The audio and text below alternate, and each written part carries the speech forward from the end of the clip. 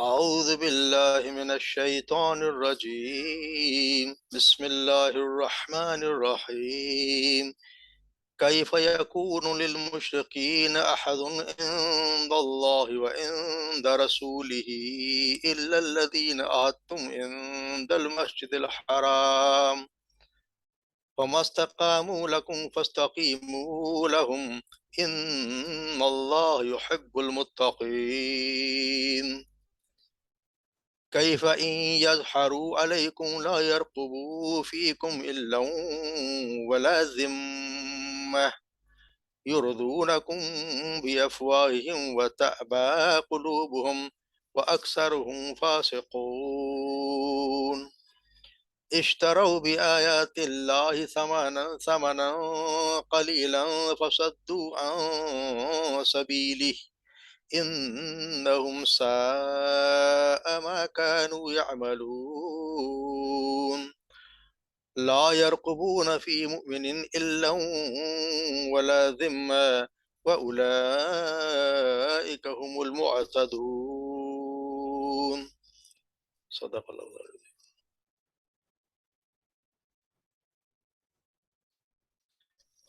کیف یکون للمشرکین، اور کیسے ہو سکتا ہے کیف یکون المشرکین، کیف المشرکین کے لیے احد عند اللہ، احد اللہ کے نزدیک، وعند رسول، اور اللہ کے رسول کے نزدیک، الا الذین، سوائے ان لوگوں کے، حد تم عند المسجد، جن کے ساتھ تم نے عہد کیا مسجد حرام کے نزدیک، فمستقاموا، پھر وہ فاستقاموا، تم قائم رہو، لکم، فاستقاموا، پھر وہ قائم رہے، لکم، تمہارے لیے، فاستقیموا لہم، پس تم بھی قائم رہو ان کے لیے، ان اللہ یحب المتقین، اور اللہ بے شک اللہ پسند کرتا ہے متقین کو لیے، متقین کو یعنی پرہیزگاروں کو پسند کرتا ہے۔ کیف ان یظہروا علیکم، اور کیسا ہو، اور ان یظہروا، اگر وہ قابو پا لیں، علیکم، تم پر، لا یرقبوا فیکم، تو وہ نہ خیال کریں، فیکم، تمہارا، الا ولا ذمہ، نہ کسی رشتہ داری کا اور نہ کسی عہد کا، یردونکم، وہ خوش کرنا چاہتے ہیں تمہیں، بھی افواہم، اپنے منہوں سے، وتأبى قلوبهم، جبکہ وہ انکار کرتے ہیں ان کے دل سے، یعنی وہ انکاری ہیں، وأکثرهم فاسقون، اور ان میں سے اکثر نافرمان ہیں، اشتروا بآیات اللہ، بیچ دیا انہوں نے اللہ کی آیات کو، ثمنا قلیلا، بہت تھوڑی قیمت میں، وصدوا، پس وہ روکتے ہیں اور خود بھی روکے رہتے ہیں، عن سبیلی، اس کے راستے سے، انہم ساء ما کانوا یعملون، بے شک وہ بہت برا ہے جو یہ کرتے رہے یا کر رہے ہیں، لا یرقبون، اور کبھی بھی لا یرقب، نہیں خیال کرتے، فی مؤمن، کسی مومن کا، الا، کسی قرابت داری کا، ولا ذمہ، نہ کسی عہد کا، واولئک هم المعتدون، اور یہی وہ لوگ ہیں جو حد سے گزرنے والے، یعنی یہی وہ لوگ جو ہمیشہ زیادتی کرتے رہے ہیں۔ جیسے ہم نے پڑھا کل کے جی، یہ جو پہلی جو 6 آیات تھیں وہ تو اس وقت نازل ہوئیں جب مشرکین کو ان کے عہد کا اعلان کرنا، اس برات کا اعلان کیا گیا، اس نازل، اور یہ جو ہے اس وقت سے انہوں نے پڑھا کہ پہلے رکوع کے بعد یہ جو آیات ہیں اس وقت نازل ہوئیں جب مکہ مکرمہ کو فتح کرنے سے بھی پہلے یہ مسلمانوں کو ترغیب دی جا رہی ہے، یعنی کہ ان کو تیار کیا جا رہا ہے کہ مکہ جب فتح کرنا تو اس سے پہلے، کیونکہ فتح مکہ سے پہلے جو مسلمانوں کے بہت سے لوگ جو ہیں وہ مکہ مکرمہ پر حملہ کرنے کے سلسلے میں بہت الجھن کا شکار تھے، کیونکہ بعض مسلمانوں کی بیوی بچے اور بہت سے کمزور مسلمان ہجرت نہیں کر سکتے، مکہ مکرمہ میں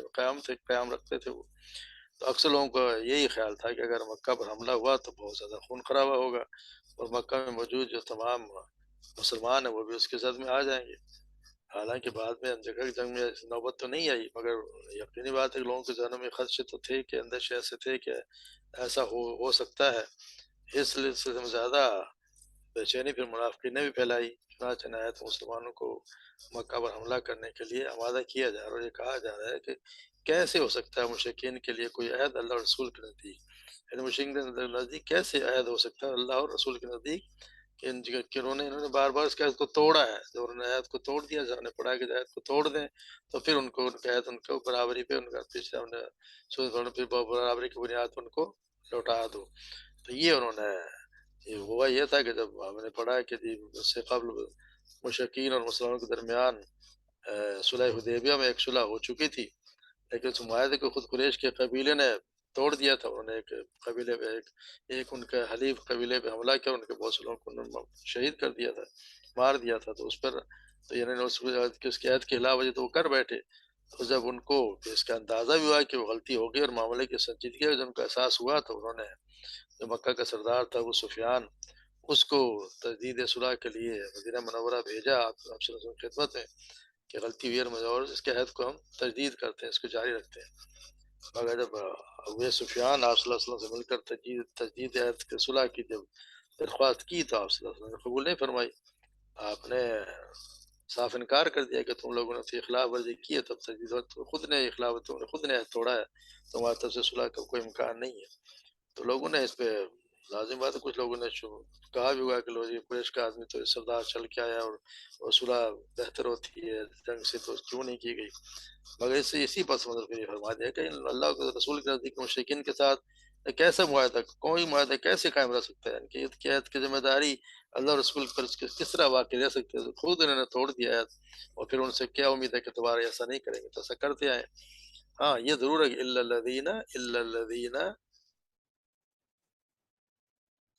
تم ان مسجد الحرام، ان لوگوں کے نزدیک ان سے وعدہ جن سے مسجد حرام کے نزدیک، یعنی کچھ تو قبیلوں جیسے ان پہ قائم بھی ہو رہے جنہوں نے ہم زیادہ پڑھا، جنہوں نے کوئی کمی نہیں کی اور اس مدت میں نہ ہی ان کے خلاف کوئی حرکت کی، تو ان کے لیے ان کے ساتھ قائم رہتا. وہی لوگوں کے خلاف جنہوں نے معاہدے کو توڑا، ان کے ساتھ کوئی تعلق نہیں، کوئی معاہدہ ہو ہی نہیں سکتا، ان کے ساتھ کوئی معاہدہ ہے نہیں. وَمَسْتَقَامُوا لَكُمْ فَاسْتَقِيمُوا لَهُمْ، اور اس وقت تک تم بھی ان پہ قائم رہو جب تک کہ وہ قائم رہے. یعنی کہ جب تک مشرکین صلح کے معاہدے قائم رہے تم لوگوں نے پوری پوری پابندی کی، اور جب خود ہی اسے توڑ چکے ہیں تب تمہارے اوپر بھی اس سلسلے میں کوئی اخلاقی دباؤ نہیں ہے کہ لازم ان کے معاہدے کی تجدید کرو، کوئی ضرورت نہیں ہے. اس سے معلوم ہوا کہ آپ صلی اللہ علیہ وسلم کو معلوم تھا کہ مشرکین میں اب اتنا کوئی دم خم ہے نہیں کہ مقابلہ کر سکے.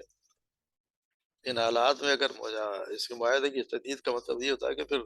کفر و شرک کی جو یہ سرگرمیاں چل پھر کر رہے ہیں ان کو کھلی چھٹی دے دی جاتی. اس لیے آپ صلی اللہ علیہ وسلم نے معاہدے کی تجدید قبول نہیں فرمائی. اس وقت تک تم قائم رہو جب تک وہ قائم رہے. ان اللہ یحب المتقین، کیونکہ بے شک اللہ تعالیٰ متقین کو پسند کرتا ہے کہ اگر معاہدے کی جو پاسداری کرتے ہیں اللہ تبارک و تعالیٰ ان کو پسند کرتا ہے. آپ صلی اللہ علیہ وسلم تو معاہدے کی ہمیشہ ہمیشہ پاسداری کرتے رہے، ایسا ہوا ہی نہیں کہ انہوں نے کوئی پاسداری نہ کی ہو. تو ممکن ہی نہیں تھا جب اس زمانے میں بھی جب ان سے معاہدہ بھی ہوا بھی نہیں تھا صلح حدیبیہ کے موقع پر. تو ابو رافع بیان کرتے ہیں کہ صلح حدیبیہ کے موقع پر قریشیوں نے مجھے آپ صلی اللہ علیہ وسلم کی طرف روانہ کیا. جب میں نے آپ کو دیکھا تو میرے دل میں اسلام کی رغبت ڈال دی گئی. بس میں نے کہا کہ اللہ کے رسول اب تو میں اللہ کی قسم کبھی ان کی طرف نہیں جاؤں گا. تو آپ نے فرمایا میں عہد کو نہیں توڑتا اور نہ قاصدوں کو قید کرتا ہوں. تمہیں چاہیے کہ واپس جاؤ، پھر اگر تمہارے دل میں وہی بات رہی جو تم اب ہے تو پھر واپس آ جانا. کہتے ہیں کہ میں واپس چلا گیا اور دوبارہ آپ صلی اللہ علیہ وسلم کی خدمت لوٹ آیا اور اسلام قبول کر لیا. یعنی آپ صلی اللہ علیہ وسلم اس وقت بھی جب معاہدہ ہوا ہی تو اس سے پہلے بھی اس طرح کے عہد کی پابندی کیا کرتے تھے کہ جن سے عہد کرنا ہے یا جو قاصد ہے اس کو کوئی نقصان نہیں پہنچانا. تو آپ صلی اللہ علیہ وسلم کس طرح یہ ممکن ہو کہ وہ اس میں استقامت نہ بخش اور اس پہ قائم نہ رہے. ان اللہ یحب المتقین، اللہ تبارک و تعالیٰ متقین کو، اللہ سے ڈرنے والوں کو، پرہیزگاروں کو پسند کرتا ہے. یہ کہ وَكَيْفَ إِن يَظْهَرُوا عَلَيْكُمْ يَرْقُبُوا فِيكُمْ إِلًّا وَلَا ذِمَّةً، اور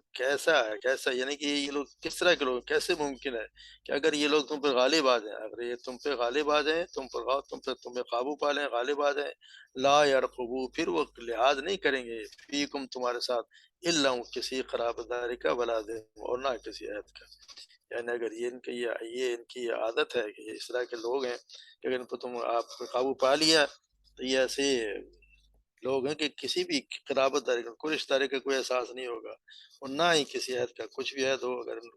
اگر یہ فتح حاصل کر لی تو یہ ہر چیز کو، اس کو توڑ دیں گے. تو ان کو اللہ تعالیٰ نے مشرکین کے شکن اور بد کردار لوگوں کو بے نقاب کرتے اللہ تعالیٰ نے فرما رہے ہیں کہ یہ آپ یردونکم بافواہکم وافواہہم وتابا قلوبہم، یہ اپنی چکنی چپڑی باتوں سے آپ کو اپنے باتوں سے خوش کرنا چاہتے ہیں، حالانکہ ان کے دل ان سے انکار ہی کرتے ہیں، ان کے دل جو ہے بالکل اس بات پہ راضی ہیں ہی نہیں۔ تمہاری آپ کی دشمنی میں تو یہ دانت پیستے ناپاک منصوبے بناتے رہتے ہیں، بغض و دعوت کے انتہائی حدوں کو پار کرنے کے لیے ہر وقت تیار رہتے ہیں، یہ بد کردار اور فاسق لوگ ہیں۔ تم پر اگر غلبہ پالیں گے تو بے بس عورتوں اور نہایت قیدیوں و ظلم کے پہاڑ توڑ ڈالیں گے، اور پھر یہ تو مسلم آبادیوں کی اینٹ سینٹ بجا دینے والے لوگ ہیں۔ تو مسلمانوں کو بدترین ظالم ڈھا کے خوشیوں کے یہ تو خوشیاں منانے والے لوگ ہیں، نہ ان کو کسی قرابت داری کا کوئی لحاظ ہے، نہ کسی عہد کی پرواہ۔ ایسی بدعت اور دغاباز قوم کے لیے اللہ اور رسول کا عہد کیسے ہو سکتا ہے؟ ہاں، اس میں یہ کہ اس مگر میں سارے کافر یہ سب کے سب برابر ہیں، یہ لوگ اسلام دشمن ایک ہی قسم کا رویہ رکھتے ہیں، یہ بد اخلاقی دشمنی میں انتہا کو یہ پہنچے ہوئے سارے کے سارے لوگ، ان کا کوئی باتوں سے بات کرتے ہیں مگر یہ ان کا حال سب کا ایک ہی جیسا ہے، انہیں اللہ رسول پر ایمان لانے کے بجائے ایک ہی قسم کا رویہ اختیار رکھتے ہیں، یہ تو اخلاقی دشمن میں انتہا کو پہنچ چکے ہیں، انہوں نے ایمان لانے کے بجائے دنیا کے اشتراؤ بھی آیات اللہ ثمنا قلیلا، یعنی کہ دنیا کی یہ بیچ دیا انہوں نے اللہ کی آیات کو ایک چھوٹی قیمت پر، اور وہ خود بھی رکے رہتے ہیں اور لوگوں کو بھی اس سے روکتے ہیں، یعنی انہوں نے ان کا حال تو یہ ہے کہ دنیا کی زندگی کے لیے بجائے کہ خود بھی اس پہ ہدایت کی بجائے گمراہی اور خود اپنے لیے پسند کیا، بلکہ اسے آگے بڑھ کر یہ تو ان کا عالم کی حالت یہ ہے کہ کوشش کرتے ہیں کہ دعوت حق کو کسی نہ کسی طرح چلنے ہی نہ دیا جائے، خیر و اصلاح کی جو پکار کوئی سننے ہی نہ پائے، بلکہ وہ منہ ہی بند کر دینے کو تیار ہو جاتے ہیں جس پہ جو پکارا جاتا ہے، یعنی انہوں نے خود اپنے آپ کو نہ سمجھنے کی کوشش کی، اور دوسروں لوگوں کو بھی یہ روکتے ہیں اس راہ سے، جاتا نا سدا یا سد، یہ جو فعل ہے اس میں رکنے اور رکنے دونوں کے معنی ہوتے ہیں، یعنی رکنے کے بھی اور روکنے کے بھی، یعنی وہ خود بھی رکے رہتے ہیں اور لوگوں کو بھی اس سے روکتے ہیں، تابع قلوب اکثر ان میں سے فاسق ہے، اشتروا بآیات اللہ ثمنا قلیلا وصدوا عن سبیلی انہم ساء ما كانوا یعملون، اور بہت برا ہے جو یہ لوگ یہ کرتے رہے، ان کو سمجھ نہیں آ رہی کہ کتنا برا ہے، کتنا برا بیان کرتے ہیں کہ جی ان کی حالت تو یہ تھی کہ آپ صلی اللہ علیہ وسلم نے فرمایا کہ اللہ تعالیٰ قیامت کے دن سب سے برا اس شخص کو پاؤ گے جو دو رخا ہوگا، اس کے ایک منہ سے لے کر آئے، یعنی ایک آدمی کے پاس جائے تو کوئی ایک بات کرے، اور ان کے بعد دودھ کے پاس جائے تو دوسرا منہ لے کر آئے، یعنی ایک آدمی کے پاس جا کے ایک بات کرے اور دوسرے کے بعد دوسرا، تو یہ ان کی حالت ہے،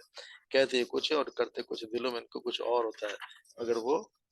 اس پہ قائم رہتے ہیں کہ اپنے